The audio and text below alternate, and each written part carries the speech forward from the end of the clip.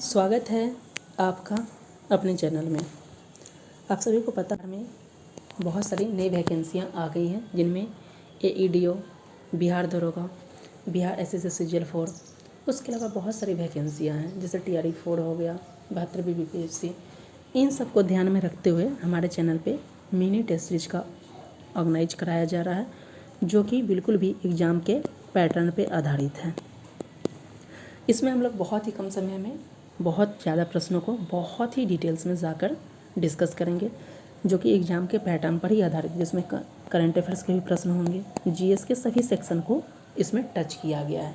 जो exam pattern है उसके, जैसे AEDO के जो है पैटर्न, उसके आधार पे बिहार दरोगा, CGL 4 सभी के लिए समान रूप से बहुत ही इम्पॉर्टेंट है। तो आप इसे ज़रूर अटैम्प्ट करें। अगर आपको अच्छा लगता है तो चैनल को सब्सक्राइब करना ना भूलें। इसके अलावा बिहार दरोगा के लिए, AEDO के लिए फुल लेंथ टेस्ट भी चलाए जा रहे हैं, तब जुड़ कर उसका लाभ उठा सकते हैं। चलिए वीडियो स्टार्ट करते हैं। देख लेते हैं, हमारा पहला मिनी टेस्ट सीरीज है, जो कि आगामी सभी एग्जाम के दृष्टिकोण से समान रूप से वैलिड है। आप अगर दे रहे हैं तो ये GS सेक्शन है, चाहे वो बिहार से CGL 4 हो, लैब असिस्टेंट के लिए हो, बिहार दरोगा हो, AEDO हो, या फिर कोई भी एग्ज़ाम हो, आप ज़रूर इसे एक बार अटैम्प्ट करें। आपको काफ़ी बेनिफिट इससे मिलने वाला है। देख लेते हैं पहला प्रश्न क्या है। पहला प्रश्न है, कैमूर वन्य जीव अभयारण्य एवं टाइगर रिजर्व के बारे में असत्य कथन चुने। यहाँ पे देख सकते हैं दो चीज़ हमने दिया है यहाँ पे कि कैमूर वन्य जीव अभयारण्य और टाइगर रिजर्व। टाइगर रिजर्व इसलिए भी लगाया है क्योंकि ये बिहार का दूसरा टाइगर रिजर्व बनने वाला है, इसलिए यहाँ पे लगभग 95% से अधिक काम हो चुका है, और जो बच गया था जुलाई का डाटा, बहुत जल्दी इसको जो है ऑथेंटिक रूप से जो है बिहार का दूसरा टाइगर रिजर्व के रूप में और देश का जो 59 टाइगर रिजर्व का दर्जा दे दिया जाएगा। देख लेते इसमें ऑप्शन किस प्रकार दिए गए हैं। पहला है, यह बिहार के कैमूर जिले में अवस्थित है। ऑप्शन बी, यह बिहार का सबसे बड़ा अभयारण्य है। ऑप्शन सी, यह देश का 59 टाइगर रिजर्व होगा। ऑप्शन डी, यह बिहार का दूसरा टाइगर रिजर्व होगा। तो इसमें कौन सा कथन चुनना है? असत्य कथन चुनना होगा। और स्टार्टिंग में ही हमने अभी जो डिस्कस किया, तो 2 पॉइंट हमने ऑलरेडी आपको बता दिया। अब है कैमूर वन्यजीव अभयारण्य के बारे में जैसे ही प्रश्न आया, तो आपने अगर बिहार ज्योग्राफी पढ़ा होगा, हमने ऑलरेडी उसके बिहार के वन्यजीव अभयारण्य को बहुत ही डिटेल्स में 4-5 लेक्चर कवर कराया। अगर आपने नहीं देखा, उस वीडियो को देख लीजिएगा। उम्मीद है कि उस देखने के बाद आपको किसी भी प्रश्न बिहार के वन्यजीव अभयारण्य से नहीं छूटेंगे। तो पहला अगर ऑप्शन की बात की जाए कि यह बिहार के कैमूर जिले में अवस्थित है, अगर आपको आंसर पता है तो ज़रूर दें, ताकि आपको आइडिया लग सके कि इस मिनी टेस्ट सीरीज में जो 25 क्वेश्चन का सीरीज है, इसमें आपके कितने बेहतर आ रहे हैं, कितने नंबर आ रहे हैं। अगर इतने नंबर आ रहे हैं तो आप बेहतर तैयारी की स्थिति में हैं। दूसरा ऑप्शन है, यह बिहार का सबसे बड़ा अभयारण्य है। ऑप्शन सी तो हमने बता दिया कि यह देश का जो है 59 टाइगर रिजर्व होगा, तो ऑप्शन सी आपके सही हैं। ऑप्शन डी के बारे में हमने बताया कि बिहार का दूसरा टाइगर रिजर्व है, ये भी सही है। असत्य कथन पूछ रहा है, इस पॉइंट को ध्यान रखिएगा कि हमें असत्य चुनने की बात किया जा रहा है। बताया जा रहा है कि बिहार का सबसे बड़ा अभयारण्य है, तो ये भी सही है। अब है ऑप्शन नंबर ए गलत हो जाएगा कि बिहार के कैमूर जिले में अवस्थित, गलत हो जाएगा। क्यों? क्योंकि ये कैमूर के साथ साथ रोहतास दोनों में अवस्थित है। कई जगहों पे आप अगर देख रहे हो तो इन्हें कैमूर बताया जाएगा, लेकिन ऑथेंटिक चाहे वो इकोनॉमिक सर्वे का डाटा हो और हमने जो वीडियो कवर कराया है, ये बिहार के 2 जिले में अवस्थित है, कैमूर और रोहतास में। तो इसलिए ऑप्शन नंबर ए गलत हो जाएगा, इस पॉइंट को ध्यान रखिएगा। चलते हैं नेक्स्ट क्वेश्चन। ये 25 क्वेश्चन इसमें डिफरेंट, यानी पॉलिटी है, इकोनॉमिक्स है, सभी प्रकार के ये मिक्सअप है। ऐसा नहीं है कि करंट अफेयर्स को इसलिए हमने सबसे पहले रखा कि करंट अफेयर्स आप पढ़े होते हैं तो आपको एक आइडिया लगा होता है, इससे आप जज कर सकते हैं कि करंट अफेयर्स के ऐसे हैं तो शायद टेस्ट सीरीज अच्छा हो सकता है, इसलिए हमने सबसे पहले करंट अफेयर्स को ही रखा। दूसरा प्रश्न है कि वर्तमान में भारत में रामसार स्थलों की संख्या कितनी है? आपके ऑप्शन इस प्रकार दिए गए हैं, देख सकते हैं।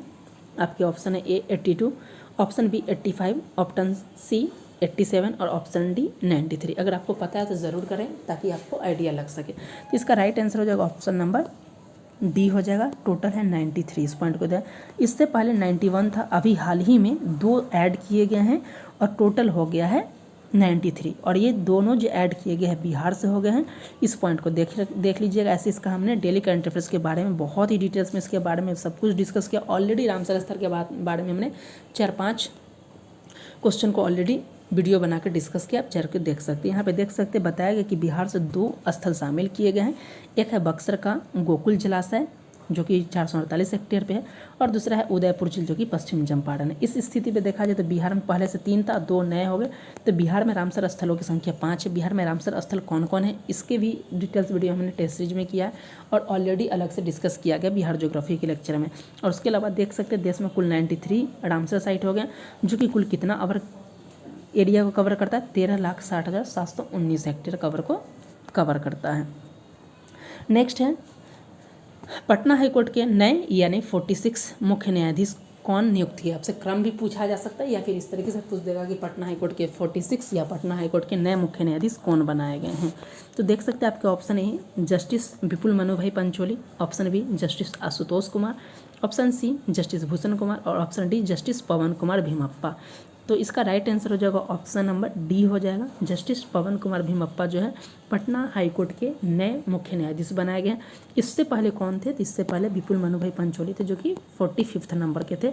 इस पॉइंट को ध्यान रखिएगा। अगर आप चाहे तो कमेंट कर सकते हैं कि बिहार के पहले कौन थे, तो एडवर्ड चैम्पियर जो थे पटना हाईकोर्ट के पहले आपके ये मुख्य न्यायाधीश थे। इस पॉइंट को ध्यान रखिएगा। नेक्स्ट है 4th नंबर क्वेश्चन। अगर आप चैनल पे पहली बार विजिट कर रहे हैं तो वीडियो सब्सक्राइब करने से पहले एक रिक्वेस्ट है कि आप पूरे टेस्ट सीरीज़ को ज़रूर अटेम्प्ट करें। करंट अफेयर्स के जो वीडियो जा रहे हैं उसको देखें। अगर पसंद आते हैं तभी आप सब्सक्राइब करें, क्योंकि अगर आप वीडियोज पूरा देखते हैं तो आपको लगेगा कि हाँ कुछ ना कुछ एक बेहतर दिया जा रहा है। और जो खास करके जो बिहार दरोगा का है, बिहार SI हो गया, EDO हो गया, बिहार SSC हो, आपके लगभग इसी प्रकार के पैटर्न के आधार पे ही ये प्रश्न आएंगे। इस पॉइंट को भी ध्यान रखिएगा और चैनल को सब्सक्राइब कर लीजिए ताकि आपको इस प्रकार के करंट अफेयर्स मिलते रहें। और साथ ही अगर आप करंट अफेयर्स की तैयारी करना चाहते हैं तो ऑलरेडी जनवरी से लेके यहाँ तक के करंट अफेयर्स के और नेशनल इंटरनेशनल सभी के वीडियो डिस्कस किए गए हैं और सभी को टेलीग्राम पे आपको शेयर कर दिया जाता है PDF, आप वहाँ से डाउनलोड कर सकते हैं। नेक्स्ट है 4th नंबर क्वेश्चन देख सकते हैं यहाँ पे। हाल ही में किस भारतीय अभिनेता को 55 दादा साहब फाल्के पुरस्कार से सम्मानित किया गया है? आपके ऑप्शन इस प्रकार का A Mithun Chakraborty, option B Amitabh Bachchan, option C Chiranjeevi और ऑप्शन डी मोहनलाल। तो इसका राइट आंसर जो ऑप्शन नंबर डी ये मोहनलाल सर हैं। ये मलयालम केरल के हैं। इन्हें जो है 55 नंबर का जो है इन्हें दिया गया। और इन्हें आप नहीं जानते हैं तो आपने दृश्यम मूवी अगर साउथ वाली देखी होगी या अजय देवगन की भी देखी होगी तो दृश्यम मूवी इनके द्वारा बनाया था, फिर बॉलीवुड के द्वारा फिर से अजय देवगन के द्वारा बनाया गया था। इस पॉइंट को ध्यान रखिएगा। तो उनके लिए ये उन्हें जो है मोहनलाल सर को जो है 55वां दादा साहब फाल्के पुरस्कार से सम्मानित किया गया है। नेक्स्ट देख लेते हैं 5th नंबर है। 5th नंबर क्वेश्चन है हाल ही में किन्हें भारत के नए मुख्य न्यायाधीश के रूप में नियुक्त किया गया है? आपके ऑप्शन इस प्रकार दिए गए हैं। Option A justice DY Chandrachud, option B justice Sanjiv Khanna, option C BR Gavai और ऑप्शन डी इनमें से कोई नहीं। इसका राइट आंसर हो जाएगा ये हो जाएगा आपके option number C BR Gavai. इस पॉइंट को ध्यान रखिएगा। चलते हैं नेक्स्ट क्वेश्चन नंबर 6 का। 6 नंबर क्वेश्चन में पूछा जा रहा है निम्नलिखित में से कौन चंद्रगुप्त मौर्य से संबंधित नहीं है? आपके ऑप्शन इस प्रकार दिए गए हैं। A Susim, option B Sanchi, option C Rudradaman का जूनागढ़ अभिलेख और ऑप्शन डी विष्णुगुप्त। तो इसका क्या आंसर हो जाएगा? ये 71वीं BPSC में इस प्रकार के प्रश्न पूछा गया था। ये प्रश्न वहीं से ही लिया गया है। तो सभी एग्जाम्स को ध्यान में रखते हुए टेस्ट सीरीज को किया जा रहा है। तो देख सकते हैं अगर विष्णुगुप्त तो उनका देख सकते हैं इनका क्या था, प्रधानमंत्री थे। रुद्रदमन का जूनागढ़ अभिलेख जो कि गिरनार जो वहाँ पे सुदर्शन झील से संबंधित है, तो ये भी आपका हो जाएगा इनसे संबंधित है। सुसीम भी संबंधित है। ये सांची नहीं, सांची का जो स्तूप है ये किसके द्वारा बनाया गया? अशोक के द्वारा बनाया गया। तो ऑप्शन नंबर 6 का क्या हो जाएगा? ये बी हो जाएगा जो चंद्रगुप्त मौर्य से संबंधित नहीं है। नेक्स्ट देख लेते हैं 7th नंबर क्वेश्चन। वह कौन सी प्रक्रिया है जिसके द्वारा गैस को सीधे ठोस में परिवर्तित किया जाता है? आपके ऑप्शन है ये वाष्पीकरण, ऑप्शन बी उच्च बनने की क्रिया, ऑप्शन सी निक्षेप और ऑप्शन डी इनमें से कोई नहीं। सबसे पहले देख लेते हैं एक सिंपल प्रोसेस होता है। सॉलिड को अगर आप गर्म करते हैं तो लिक्विड में बनता है और लिक्विड जो होता है फिर गैस में होती है। ये साधारण प्रक्रिया। क्या होता है कि एक ऐसी प्रक्रिया होती है जब आप गर्म करेंगे तो ये सॉलिड जो होता है लिक्विड ना बदल कर डायरेक्ट गैस में बदल जाता है। ये ऊर्ध्वपातन कहलाता है। जैसे आप सभी को पता होगा कि ऊर्ध्वपातन की प्रक्रिया में जैसे ऊर्ध्वपातक पदार्थ में आपके नेफ्थलीन हो गया, कपूर हो गया, आयोडीन हो जाता है। लेकिन यहाँ पे प्रश्न पूछा जा रहा है कि गैस सीधे सॉलिड बन जाए। ये देखिएगा गैस सॉलिड बन जाता है सीधे, यानी जस्ट अपोजिट, यानी ऊर्ध्वपातन का ये रिवर्स की बात किया जाए कि रिवर्स सब्लिमेशन की बात किया जा रहा है, तो इसे रिवर्स सब्लिमेशन को क्या कहा जाता है, निक्षेपण के नाम से जाना जाता है। इस पॉइंट को ध्यान रखिए। तो हमने ऊर्ध्वपातन के बारे में जाना, ऊर्ध्वपातक पदार्थ को भी जाना और रिवर्स सब्लिमेशन के भी बारे में जाना। नेक्स्ट 8th नंबर क्वेश्चन यहाँ पे है कि जैन धर्म के 23rd तीर्थंकर कौन थे। आपके ऑप्शन है A Rishabhdev, option B Parshvanath, option C Ajitnath और ऑप्शन डी महावीर। तो अगर बात किया जाए कि जैन धर्म के संस्थापक या पहले तीर्थंकर की बात किया जाए तो ये ऋषभदेव थे। ऋषभदेव जो थे जैन धर्म के प्रथम तीर्थंकर या जैन धर्म के संस्थापक थे। वहीं जैन धर्म के 24 टोटल 24 तीर्थंकर हुए, तो 24वें और अंतिम तीर्थंकर जो थे महावीर स्वामी थे, वर्धमान महावीर, और ये वास्तविक संस्थापक थे जैन धर्म के। लेकिन यहाँ पे पूछा गया है 23rd, तो 23rd नंबर कौन हो जाएगा, पार्श्वनाथ हो जाएगा। तो ऑप्शन अगर 8 की बात किया जाए तो 8 का हो जाएगा बी पार्श्वनाथ। ये 23वें थे, पहले थे आपके ऋषभदेव और 24वें थे आपके महावीर स्वामी। इस पॉइंट को ध्यान रखिएगा, जिनका जन्म जो है वैशाली के कुंडग्राम बसोकुंड में हुआ था। इस पॉइंट को भी ध्यान रखिएगा। नेक्स्ट है पूछा जा रहा है कि भारत में कानून बनाने की सर्वोच्च संस्था कौन सी है। आपके ऑप्शन है ये प्रधानमंत्री कार्यालय, ऑप्शन बी भारत का चुनाव आयोग, ऑप्शन सी सुप्रीम कोर्ट और ऑप्शन डी संसद। आप सभी को पता होगा ऐसे इंडियन पॉलिटी के ऑलरेडी लेक्चर हो गए, बहुत ही डिटेल्स में हमने बहुत ही बेसिक से डिस्कस किया है, वहाँ से आप जाकर देख सकते हैं, इसके बारे में हमने डिस्कस किया। तो वहीं से प्रश्न है। हमने बताया था कि सरकार के 3 अंग होते हैं। यहाँ पे हमने बताया था कि विधायिका होती है, कार्यपालिका होती है और न्यायपालिका होती है। विधायक का काम है कानून बनाना, और देश में कानून बनाने की सर्वोच्च जो संस्था है ये यही, और केंद्रीय स्तर पर इसे संसद के नाम से जाना जाता है। अगर विधायिका होता तो विधायिका होता, लेकिन ये केंद्रीय स्तर पे संसद होता है, और राज्य स्तर पर राज्य विधानमंडल या विधान परिषद के नाम से जाना जो होता है, उसमें दोनों आते हैं, विधानमंडल या विधानसभा आता है। और कार्यपालिका जो विधानमंडल विधायिका के द्वारा जो कानून बना है उसको लागू करता है, और न्यायपालिका का होता है इसके उल्लंघन होने पर दंड देने का काम। तो यहाँ पे पूछा जा रहा है कि सर्वोच्च संस्था कौन सी है, तो ये ऑप्शन नंबर डी हो जाएगा। इस पॉइंट को ध्यान रखिएगा, 9 का डी, यानी संसद जो है सर्वोच्च संस्था है। इस पॉइंट को ध्यान रखिएगा। नेक्स्ट है निम्नलिखित में से कौन सी गैस ग्लोबल वार्मिंग के लिए जिम्मेदार नहीं है। ग्लोबल वार्मिंग के लिए यानी कि सीधा पूछा जा रहा है कि कौन सा ग्रीन हाउस गैस यानी ग्लोबल वार्मिंग गैस नहीं है। इस पॉइंट को ध्यान रखिएगा। तो आपके ऑप्शन है ए CO2 यानी कार्बन डाइऑक्साइड, जलवाष्प option number B, option C laughing gas nitrous oxide और ऑप्शन डी कार्बन मोनोऑक्साइड। अगर बात किया जाए कि ग्रीन हाउस गैस की बात किया जाए तो ग्रीन हाउस गैस में CO2 आ जाता है, आपका N2O आ जाता है, मीथेन आ जाता है, जलवाष्प आ जाता है। तो कौन नहीं आता है, तो कार्बन मोनोऑक्साइड नहीं आता। इस पॉइंट को ध्यान रखिएगा। तो ऑप्शन नंबर क्या हो जाएगा, 10 का डी हो जाएगा। कार्बन मोनोऑक्साइड जो होता है ये सिगरेट के धुआं से आता है। इस पॉइंट को ध्यान रखिएगा। और यहाँ पे एक और चीज़ आ जाता है, ऑप्शन नंबर सी देख लीजिएगा, डाई नाइट्रोजन मोनोऑक्साइड यानी नाइट्रोजन डाइऑक्साइड जो होता है इसे लाफिंग गैस यानी हंसने हंसाने वाली गैस के नाम से भी जाना जाता है।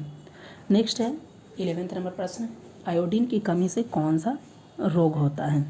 आपके ऑप्शन है घेघा, ऑप्शन बी रतौंधी, ऑप्शन सी बेरी और ऑप्शन डी इनमें से कोई नहीं। तो इसका राइट आंसर हो जाएगा ऑप्शन नंबर ए, आयोडीन की कमी से घेघा रोग हो जाता है। इस पॉइंट को ध्यान रखें। रतौंधी किसके होता है, तो विटामिन ए की कमी से हो जाता है, और बेरी बी की कमी से होता है। इस पॉइंट को ध्यान रखिएगा। नेक्स्ट आपके पूछा जा रहा है 12th नंबर प्रश्न में, नेपिडो या नपिडो किस देश की राजधानी है। आपके ऑप्शन ए यहाँ पे दिया गया है म्यांमार, ऑप्शन बी यहाँ पे वियतनाम, ऑप्शन सी लाओस और ऑप्शन डी कंबोडिया। इसका क्या आंसर हो जाएगा, तो ये ऑप्शन नंबर ए हो जाएगा 12 का नेपिडो, यानी कि म्यांमार की राजधानी आपकी नेपिडो है। इस पॉइंट को ध्यान रखिएगा। नेक्स्ट है 13th नंबर प्रश्न, इसमें पूछा जा रहा है पीटी द्वीप कहाँ अवस्थित है। आपके ऑप्शन है ए लक्षद्वीप, ऑप्शन बी अंडमान और निकोबार, ऑप्शन सी कच्छ की खाड़ी और ऑप्शन डी इनमें से कोई नहीं। अगर आपको इसका प्रश्न का आंसर पता है तो ज़रूर करें। पीटी द्वीप कहाँ पे है, यानी पीटी आइलैंड कहाँ पे है। इसका राइट आंसर ऑप्शन नंबर ये लक्षद्वीप में है। इस पॉइंट को ध्यान रखिएगा। नेक्स्ट है 14 नंबर, बिहार में 1857 विद्रोह का नेतृत्व किसने किया था। आप सभी को प्रश्न ऑलरेडी पूछा गया है, बिहार दरोगा में ही वहाँ से ही लिया गया है, और BPSC में भी कई बार ये प्रश्न पूछे गए हैं। आपके ऑप्शन है एक Kunwar Singh, option B Amar Singh, option C Jayaprakash Narayan और ऑप्शन डी इनमें से कोई नहीं। जिसका राइट आंसर जो ऑप्शन नंबर ए हो जाएगा कुंवर सिंह। कहाँ पे, जगदीशपुर आरा से इन्होंने नेतृत्व किया था। इस पॉइंट को ध्यान रखिएगा। नेक्स्ट है केंद्र एवं राज्य के बीच विधायी संबंध का वर्णन किस अनुच्छेद में किया गया है। आपके ऑप्शन है ए अनुच्छेद 246, ऑप्शन बी अनुच्छेद 101, ऑप्शन सी अनुच्छेद 210 और ऑप्शन डी अनुच्छेद 352। जिसका राइट आंसर क्या हो जाएगा? आर्टिकल अगर 352 की अगर बात की जाए तो क्या है? राष्ट्रीय आपातकाल से संबंधित है, तो ये तो नहीं होगा। आर्टिकल 246 हो जाएगा, जो कि आपकी किससे बताता है कि ये विधायी संबंध का वर्णन करता है राज्य और केंद्र के बीच में, याद रखिएगा। और वहीं जो है आर्टिकल 280 जो होता है वित्त आयोग से संबंधित हो जाता है, इस पॉइंट को ध्यान रखिएगा। तो 15 का राइट आंसर हो जाएगा ऑप्शन नंबर ए हो जाएगा। नेक्स्ट 16 नंबर देख लेते हैं। टोटल इसमें हम लोग जो है 25 क्वेश्चंस को डिस्कस करने वाले, जो कि आगामी सभी एग्जाम, चाहे वो बिहार दरोगा हो, AEDO हो, CGL-4 हो, बिहार फील्ड असिस्टेंट हो, लैब असिस्टेंट हो, मेंस या प्रीलिम्स, सभी के लिए इम्पॉर्टेंट हो जाता है समान रूप से।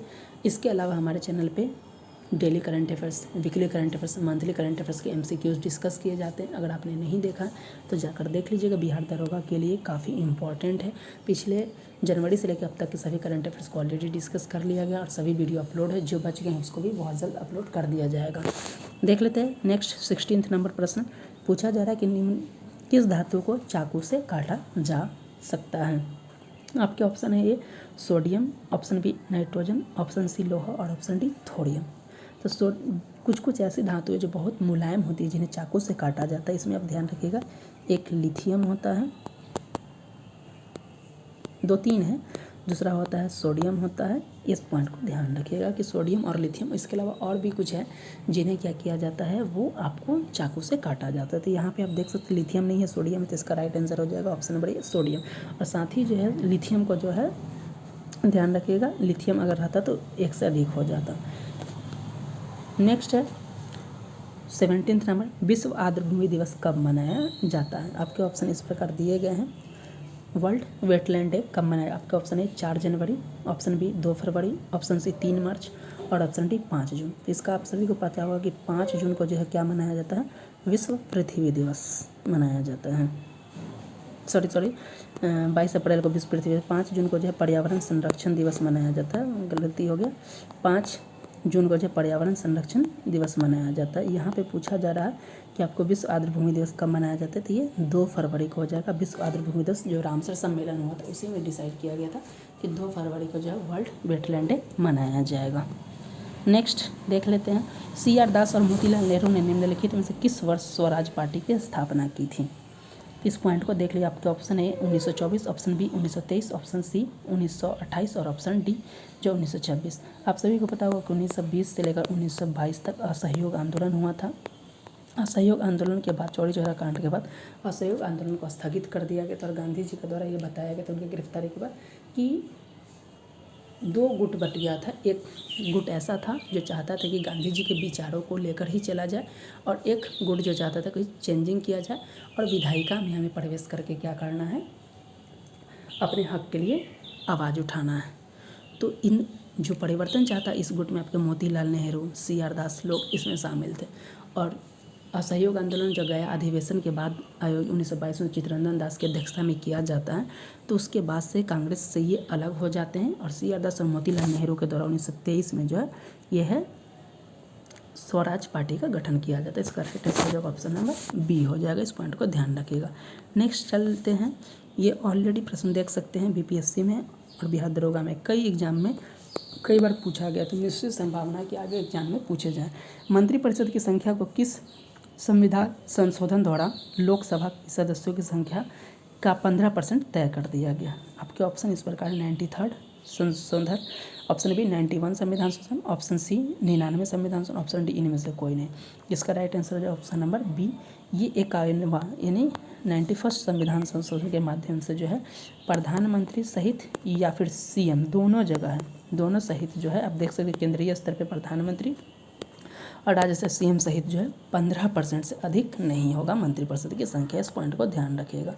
नेक्स्ट है पूछा जा रहा है निम्नलिखित में से कौन सी वैल्यू सोलर स्थिरांक का मान है? आपके ऑप्शन दिए गए हैं इस प्रकार, यह है 1.8 kilowatt per metre square, option B 1.2 kilowatt per metre square, option C 1.4 kilowatt per metre square और option D 1.6 kilowatt per metre square. इसका एग्जैक्टली डाटा जो हो जाता है 1300 समथिंग, 1386 के आसपास या 1300 समथिंग ही होता है किलोवाट पर मीटर स्क्वायर। तो 1.3 6 बोला जाता है, तो ये वो डाटा नहीं है, यानी इसका एग्जैक्ट डाटा देख ले सकते हैं 1.36 किलोवाट पर मीटर स्क्वायर ये। तो इसका राइट आंसर हो जाएगा ऑप्शन नंबर ये सी हो जाएगा 1.4। और ये बीपीएससी में प्रश्न पूछा गया था और बीपीएससी के द्वारा भी इसका आंसर सी ही माना गया था। नेक्स्ट है, बिहार में भारतीय राष्ट्रीय कांग्रेस के 100 वर्ष किसके द्वारा संपादित किया गया है। प्रश्न है आपके ऑप्शन है BB Mishra, option B AR Desai, option C PN Ojha और ऑप्शन डी के दत्त। इसका राइट आंसर ऑप्शन नंबर हो जाएगा सी, ये PN ओझा के द्वारा लिखा गया था। बिहार में भारतीय राष्ट्रीय कांग्रेस के 100 वर्ष। नेक्स्ट देख सकते हैं, बिहार में प्रकाशित प्रथम हिंदी समाचार पत्रिका कौन था। आपके ऑप्शन इसमें दिया गया था कि बिहार का प्रथम हिंदी समाचार पत्र कौन है। आपके ऑप्शन है Chaitanya Chandrika, option B Sarvahitaishi, option C Udyog और ऑप्शन डी क्षत्रिय सरकार। इसका राइट आंसर हो जाएगा ऑप्शन नंबर बी हो जाएगा सर्वहितैषी। इस पॉइंट को ध्यान रखिएगा। देख सकते हैं लगभग 22 प्रश्न हमने देख लिया है। नेक्स्ट है, परमाणु की संरचना के लिए एक मॉडल प्रस्तावित करने वाले पहले व्यक्ति कौन थे। आपके ऑप्शन इस प्रकार दिया गया है J Thomson, option B Niels Bohr, option C Rutherford और ऑप्शन डी गोल्डस्टीन। तो क्या हो जाएगा इसका राइट आंसर। तो ये जे थॉमसन यानी ऑप्शन नंबर ये हो जाएगा। जे थॉमसन के द्वारा जो परमाणु की संरचना के लिए एक मॉडल प्रस्तावित किया करने वाले पहले व्यक्ति थे। कौन थे। तो ये जे थॉमसन थे। अगर आपको प्रश्न है तो बताइए परमाणु शब्द सबसे पहले किसने दिया था। कमेंट बॉक्स में ऑप्शन दीजिए परमाणु शब्द सबसे पहले किसने दिया था। नेक्स्ट देख सकते हैं 24 नंबर क्वेश्चन, भारत के निम्नलिखित राज्यों में से किसमें कोयले का प्रमुख भंडार है। आपका option A Chhattisgarh, option B Jharkhand, option C Orissa और ऑप्शन डी उपयुक्त सभी। तो क्या हो जाएगा इसका राइट आंसर। ये ऑप्शन नंबर डी हो जाएगा। और ये भी जो है बीपीएससी में ही प्रश्न पूछा गया तो वहाँ से ये लिया गया है। तो देख सकते हैं जो भी यहाँ पे प्रश्न दिए गए हैं वो कहीं ना कहीं एग्जाम में ऑलरेडी पूछे गए हैं और पूछे जाने की पूरी तरीके से संभावना है। नेक्स्ट है 25 नंबर क्वेश्चन, आज के टेस्ट सीरीज का हमारा लास्ट क्वेश्चन है। अगर आपने यहाँ तक देखा है, अगर पसंद आया है तो चैनल को सब्सक्राइब कर लीजिएगा, टेलीग्राम को ज्वाइन कर लीजिएगा ताकि वहाँ से इसका PDF आपको मिल जाए और नोटिफिकेशन बेल आइकन को ऑन कर लीजिएगा ताकि आपको लेटेस्ट नोटिफिकेशन मिलता रहे। हमारे चैनल पे लेटेस्ट जॉब नोटिफिकेशन की भी जानकारी दी जाती है कि कौन कौन वैकेंसी है, कौन कौन वैकेंसी के लिए कौन कौन से डॉक्यूमेंट्स लगते हैं, सभी चीज़ों की जानकारी दी जाती है। तो आप इसके लिए चैनल को सब्सक्राइब कर लीजिएगा। Monthly, daily, weekly current affairs और टेस्ट सीरीज भी हमारे चैनल पर ऑर्गेनाइज कराए जाते हैं। तो इसमें हमने देखा आपने कि करंट अफेयर्स के भी बहुत सारे क्वेश्चन हैं, साइंस के भी क्वेश्चन है, पॉलिटी के भी क्वेश्चन है, सभी के क्वेश्चन को इसमें समान रूप से किया गया। और जीएस की कोई भी एग्जाम आप दे रहे हो इंडिया में सभी के लिए समान रूप से वैलिड है। नेक्स्ट है 25 नंबर क्वेश्चन जो कि बीपीएससी के द्वारा कई बार पूछा गया है कि जीव की संरचनात्मक एवं कार्यात्मक या क्रियात्मक इकाई क्या है। आपके ऑप्शन है जीव, ऑप्शन बी उत्तक, ऑप्शन सी अंग और ऑप्शन डी कोशिका। तो ऑप्शन डी हो जाएगा राइट आंसर। 25 का डी हो जाएगा कोशिका। अगर आप लोग की कोई क्वेरी है तो ज़रूर करें। आप अगर चाहते हैं तो पिछले 1 साल के करंट अफेयर्स कोई भी एग्जाम्स में पूछे जाते हैं, 10 से 12 महीने के करंट अफेयर्स पूछे जाए। तो जो बच गए अगर आपके कमेंट आएगा तो जो भी बचे हुए हैं करंट अफेयर्स हमने ऑलरेडी जून जुलाई तक डिस्कस कर लिया। जो 1-2 महीना के इधर बच गए और उसका भी अगर आप बोलिएगा तो एक कंसेप्ट वाइज ला देंगे, अगर बोलिएगा तो MCQs के रूप में आ जाएगा। आप जैसा जैसा कमेंट कर दीजिएगा वैसे आपके टेस्ट सीरीज यहाँ पे ऑर्गेनाइज हो जाएगा। अगला टेस्ट सीरीज अगर आप चाहते हैं कि फुल्ली करंट अफेयर से संबंधित हो या फिर सेक्शनल से संबंधित हो तो कमेंट कर दीजिएगा, उसी प्रकार के टेस्ट सीरीज आपके लिए लाया जाएगा। तो इस वीडियो में हमने जो है सभी एग्जाम के लिए, चाहे वो BPSC 72वीं हो, TRE 4 हो, BRC CGL 4 हो, दरोगा हो, कोई भी एग्ज़ाम हो, सभी के लिए इम्पॉर्टेंट रूप से हमने मिनी टेस्ट सीरीज का किया है जो कि आपके लिए काफ़ी इंपॉर्टेंट होगा। अगर अब तक आपने यहाँ तक देखा हो तो आपके लिए काफ़ी ये हेल्पफुल होगा। तो चैनल को सब्सक्राइब कर लीजिएगा और इसी प्रकार के लेटेस्ट अपडेट के लिए चैनल को सब्सक्राइब करना ना भूलें।